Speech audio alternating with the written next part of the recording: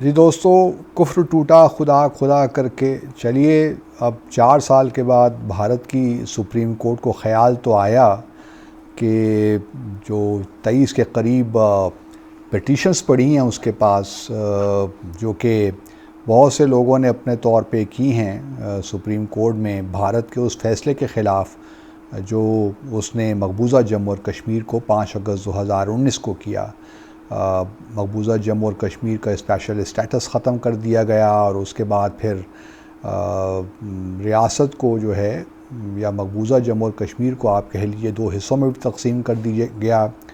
2 union territories बना दी गई, एक लद्दाख पे और दूसरी जो है जम्मू और कश्मीर पे। तो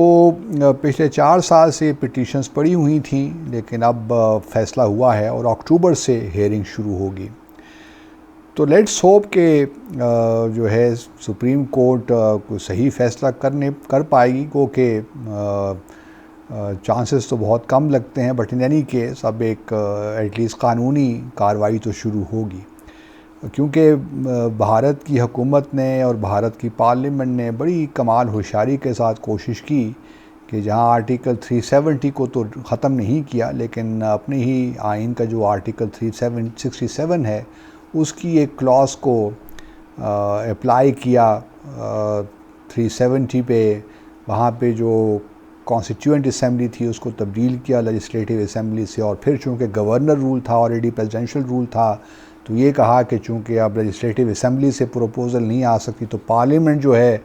वही अब लेजिस्लेटिव असम्बली का जो पावर सारी उसको मुंतकिल हो गई हैं, तो इसलिए उसी की रिकमेंडेशन पर ये काम हो सकता है। अब इसमें बहुत से कानूनी पेचीदगियाँ हैं, कानूनी सुकम हैं। अब देखना यही है कि भारत की सुप्रीम कोर्ट क्या फ़ैसला करती है, क्योंकि मैंने पहले भी अपने एक वीलॉग में कहा था, अब ये पॉसिबिलिटी बहुत मुश्किल लगती है कि पार्लियामेंट में या लोकसभा में किसी भी पार्टी को 2/3 मेजॉरिटी मिले और वो जो है जो 4-5 अगस्त को जो भी अमेंडमेंट्स की गई थी वो उनको वापस ले और फिर मकबूजा जम्मू और कश्मीर का जो स्पेशल स्टेटस है उसको बहाल करे। वो तो अब नामुमकिन लगता है। ले दे के सिर्फ़ एक ही सूरत बचती है, वो ये है कि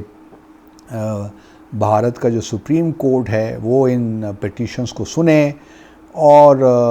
सियासत से बालातर होकर अपनी कानूनी राय दे, क्योंकि बहुत से कानून के माहिरीन हैं, उनका ख़्याल यही है कि ये कानून की कसौटी पे ये फ़ैसला ठहर नहीं सकता और इसको बहरहाल जो है गैर आइनी करार देना पड़ेगा, गैर कानूनी करार देना पड़ेगा भारत की सुप्रीम कोर्ट को। लेकिन हमें कोई बहुत ज़्यादा तवक्कुआत भी नहीं रखनी चाहिए। गो के अगर आप देखिए सुप्रीम कोर्ट का और उससे पहले मकबूजा जम्मू और कश्मीर की अदालतों ने जो फ़ैसले दिए हैं वो तो यही हैं कि जो स्पेशल स्टेटस है मकबूजा जम्मू और कश्मीर का वो परमानेंट है और उसके साथ आप ना कोई तब्दीली कर सकते हैं, ना उसको आइन से निकाल सकते हैं। और फिर भारत की सुप्रीम कोर्ट की अपनी एक रूलिंग है 4 अप्रैल 2018 की, जिसमें ये बिल्कुल वाज़ेह तौर पे कहा गया है कि जो स्पेशल स्टेटस है वो अब एक परमानेंट कैरेक्टर है और जो कॉन्स्टिट्यूशन में कहा गया है वो वही चीज़ है और उसमें कोई आप तब्दीली नहीं कर सकते। और चूँकि आर्टिकल 370 में कॉन्स्टिट्यूएंट असम्बली लिखा हुआ है कि सिर्फ जो कॉन्स्टिट्यूएंट असम्बली है मकबूजा जम्मू और कश्मीर की, सिर्फ वही ये रिकमेंड कर सकती है, अगर वो चाहती है कि स्पेशल स्टेटस ख़त्म हो तो वही रिकमेंड कर सकती है यूनियन को या जो इंडिया की पार्लियामेंट है। तो उसके बाद फिर प्रेसिडेंट वगैरह फिर जो भी बहरहाल कानूनी आगे प्रोसीजर है वो हो सकता है। लेकिन चूँकि कॉन्स्टिट्यूएंट असम्बली नहीं है और तो इसलिए अदालतों ने यही फ़ैसला किया कि भाई अब तो ये नामुमकिन ही है और ये एक परमानेंट चीज़ हो गई है। क्योंकि जब 1956 में या 1957 के अवाइल में जब मकबूजा जम्मू और कश्मीर की कॉन्स्टिट्यूएंट असम्बली ने अपना काम ख़त्म किया था, तो यूनियन गवर्नमेंट को शायद उस वक्त जो नेहरू साहब थे उनको ये एतमाद था कि कॉन्स्टिट्यूएंट असम्बली अपना काम ख़त्म करने से पहले यूनियन की हुकूमत को ये कहेगी कि अब आप ये जो आर्टिकल 370 है, जो स्पेशल स्टेटस है मकबूजा जम्मू और कश्मीर को ख़त्म करें और इसको जिस तरह बाकी स्टेट्स हैं इंडिया में उसी तरह का स्टेटस इसको दे दें। लेकिन कॉन्स्टिट्यूंट असेंबली ने ऐसा नहीं किया और उन्होंने यही कहा कि जी जिस तरह इंस्ट्रूमेंट ऑफ एक्सेशन में जो कुछ so called instrument of accession में जो कुछ लिखा हुआ है बस वही है कि जो फॉरेन अफेयर्स है, डिफेंस है और कम्युनिकेशंस वगैरह की वो मामलात सेंटर देखेगा और बाकी मामलात में जम्मू और कश्मीर बिल्कुल इंडिपेंडेंट होगा। तो कॉन्स्टिट्यूंट असेंबली जो मकबूजा जम्मू और कश्मीर की थी उसने कोई ऐसी बात नहीं की, तो इसलिए अब आर्टिकल 367 का सहारा लेना पड़ा और उसमें तब्दीली करके या उसको जब अप्लाई किया 370 पे तो उसको जो है कॉन्स्टिट्यूंट असेंबली से लेजिस्लेटिव असेंबली बना दिया। तो ये अब कानूनी जो है जगलरी तो चलती रहती है, लेकिन ये है कि अब सुप्रीम कोर्ट ने अब आया, सुप्रीम कोर्ट अपने उस फैसले को बरकरार रखती है, उसी की रोशनी में ये फ़ैसला करती है या जो नई कानूनी पेचीदगियाँ पैदा हुई हैं वो अब सामने आएंगी तो ज़रा सूरत हाल वाज़ेह होगी। लेकिन एक बात तो बिल्कुल क्लियर है कि ये जो फ़ैसला 5 अगस्त 2019 को किया था इसको ना कश्मीरी अवाम ने माना है ना दुनिया ने माना है। और अगर आप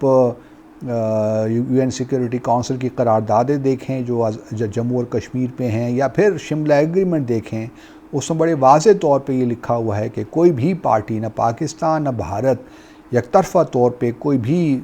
तब्दीली कर सकता है और जम्मू और कश्मीर का हल सिर्फ़ और सिर्फ एक रेफरेंडम या प्लेबिसिट की सूरत में वहाँ पे होना है। तो भारत ने इन तमाम चीज़ों को बालाए ताक रख कर जो फ़ैसले किए हैं वो बिल्कुल एक गैर आइनी हैं, गैर सियासी हैं और इखलाकी एतबार से भी मैं समझता हूँ कि ठीक नहीं हैं बल्कि नाजायज़ हैं। तो इतनी इल्लेजिटिमेसी जब किसी एक एक्शन के इर्द गिर्द जमा हो जाए तो फिर अब सुप्रीम कोर्ट को यही चाहिए कि वो ज़रा थोड़ा सा हौसला पैदा करें और सियासी जो हैं पॉसिबिलिटीज़ या आप कह लें कि जो नेसेसिटीज़ हैं उनसे बालातर होकर एक फ़ैसला करें सिर्फ़ और सिर्फ कानून के नुक्ता नज़र से। और अगर सुप्रीम कोर्ट ने ये कर दिया तो हम भी भारत की सुप्रीम कोर्ट को सैल्यूट करेंगे। लेकिन मैं फिर कहता हूँ कि भारत की सुप्रीम कोर्ट भी बहुत हद तक पॉलिटिसाइज़ हो गई है, तो मुझे भारत मुश्किल लगता है, बट लेट्स होप बाज़ औक़ात मौज़ा हो जाते हैं तो हम ये उम्मीद कर सकते हैं कि चलिए भारत की सुप्रीम कोर्ट शायद कोई सही फ़ैसला कर ही ले। अल्लाह अपना ख्याल रखिए। अल्लाह हाफ़िज़।